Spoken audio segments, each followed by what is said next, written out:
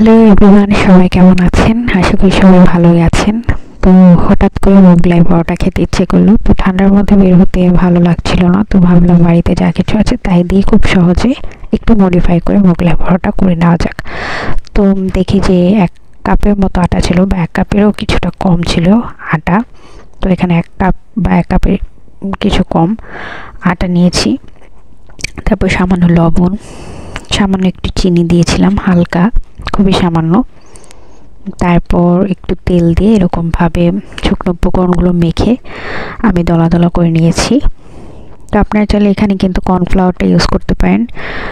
কর্নফ্লাওয়ারটা দিলে কিন্তু বেশ ভালো হয়, মুচমুচে হয়। আমার কাছে কর্নফ্লাওয়ার ছিল না, তো ময়দা দিয়েই কিন্তু আমি করেছি এবং ভালোই হয়েছে। তারপর আর কি রুম টেম্পারেচারে থাকা, মানে আমরা যে পানিটা খাই নর্মালি, সেই পানিটা আমি একটু একটু করে দিয়ে এখানে আটার ডোটা মেখে নিচ্ছি। এবং ডোটা কিন্তু একটু হালকা একটু আঠালো আঠালো হবে, খুব বেশি হবে না। তারপর আমি এখানে তেল দিয়েছি। তেলটা কিন্তু আমি একটু একটু করে বেশ কয়েকবারে বেশ অনেকটা তেল দিয়েছি, 2 টেবিল চামচের মতো। তেলটা কিন্তু দেওয়ার পর একদম আটার ডোটা যেটা ছিল সেটাকে খাওয়াতে হবে, সোজা কথায়, মানে খুব ভালোভাবে মিক্সড করে মেখে নিতে হবে।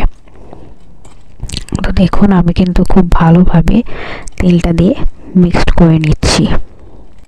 তারপর তেলটার সাথে আটাটা কিন্তু বেশ ভালোভাবে অনেকক্ষণ যাবত আমি মিক্সড করে নিয়েছি। তেলটা কিন্তু অবশ্যই একটু বেশি পরিমাণে দিতে হবে। তারপর আমি এখানে আটার ডোটা তেলের সাথে ভালোভাবে মিক্সড করে আটার ডোটা আমি 30 মিনিটের মতো ঢেকে রেস্টে রাখবো। অবশ্যই ঢেকে রেস্টে রাখতে হবে। তারপর আমি এখানে মোগলাই পরোটার ভেতরে দেওয়ার জন্য একটা পুর রেডি করব। তো আমি এখানে 2-3টার মতো পেঁয়াজ কুচি আর সামান্য একটু কাঁচামরিচ কুচি গরম তেলে দিয়ে ভেজে নেব। তারপর পরিমাণ মতো একটু লবণ দেব এখানে, আর সামান্য একটু আদা বাটা দেব। আর এখানে মশলা হিসেবে ইউজ করব জিরে, ধনিয়া আর গরম মশলা। এগুলো শুকনো খোলায় ভেজে আমি কিন্তু একটা বেটে মশলা তৈরি করে দিয়েছিলাম, সেটা দিয়ে কিন্তু আমি বেশ ভালো মতো ভেজে নেব। যেহেতু আমি বলেছি এখানে ঘরে থাকা যা উপকরণ যাতে সবাই করতে পারে সিম্পলি, সেরকমভাবে আমি এটা তৈরি করেছি মডিফাই করে। আপনারা কিন্তু খুব সহজে এটা তৈরি করতে পারেন এবং টেস্ট কিন্তু বেশ ভালো আসে। আপনারা চাইলে এখানে ম্যাগি মশলা যে হয় 5 টাকা দামের, সেই ম্যাগি মশলাটাও ইউজ করতে পারেন। অথবা আমি যেভাবে মশলাটা বললাম, জিরে, ধনিয়া, গরম মশলা, এগুলো শুকনো খোলায় ভেজে গুঁড়ো করে একবারে একটা মশলা তৈরি করে দিতে পারেন। তো এগুলো দিয়ে বেশ ভালো মতো আমি ভেজে আমাদের পুরটা কিন্তু রেডি করে নিয়েছি। আপনারা কিন্তু খুব সহজে এটা তৈরি করতে পারবেন, যেহেতু সবগুলো উপকরণই আমাদের ঘরে সবসময় থাকে। আমি সেরকমভাবেই তৈরি করার চেষ্টা করেছি এবং টেস্ট কিন্তু দোকানের মতোই আসে। আমি এখানে কিন্তু একটা ডিম দিয়ে 2টার মতো মোগলাই তৈরি করেছিলাম। দেখুন আমি সামান্য একটু লবণও দিয়েছি।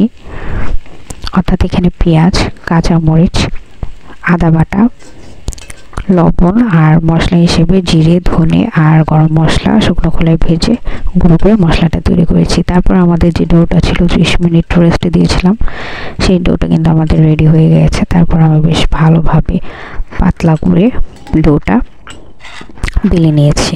তারপর আর কি আমাদের একটা ডিম যে ফাটিয়েছিলাম, সেই ডিমে আমি সামান্য একটু লবণ দিয়ে ফাটিয়েছিলাম। তো সেই ডিমটা আটার ডোয়ের উপর ছড়িয়ে দিয়েছি। তারপর আমাদের যে পেঁয়াজের যে মিক্সচারটা, মানে পুরটা, সেটা আমি এখানে ছড়িয়ে দিয়েছি। তারপর আমাদের যে ভাজা মশলাটা ছিল, সেই মশলাটা আবার উপর দিয়ে আমি একটু ছিটিয়ে নিয়েছি। আপনারা কিন্তু এর সাথে ম্যাগি মশলাটাও অ্যাড করতে পারেন, অথবা টমেটো সসও এখানে দিতে পারেন। আমি যেহেতু টমেটো সস এমনিতে খেতে ভালোবাসি, তাই আমি এখানে ভেতরে আর দিলাম না। তারপর আর কি লম্বালম্বিভাবে ভাজ করে নেব। আমাদের যে লম্বা অংশটা দেখতে পাচ্ছেন, আপনার ভিডিও দেখলে বুঝতে পারবেন, এই অংশটা আগে ভাজ করে নিয়েছি। তারপর বড় 2 পাশের অংশটা ভাঁজ করে এরকম একটা ভাঁজ করে চেপে চেপে কিন্তু সিল করে দিয়েছি যাতে ডিমটা বের না হয়ে যায়।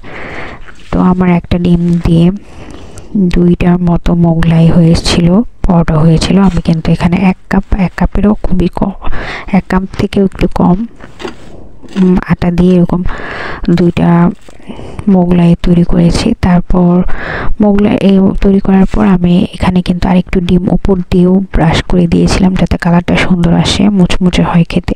তারপর ডুবো তেলে মোগলাইটা ছেড়ে এরকমভাবে তেলটা উপর দিক দিয়ে ছড়িয়ে দিচ্ছি যাতে তেলটা লেগে যায়। তো দেখুন আমাদের মোগলাইটা কিন্তু এপাশ ওপাশ করে ভাজার পর এরকম একটা কালার হয়েছে, সুন্দর হয়েছে।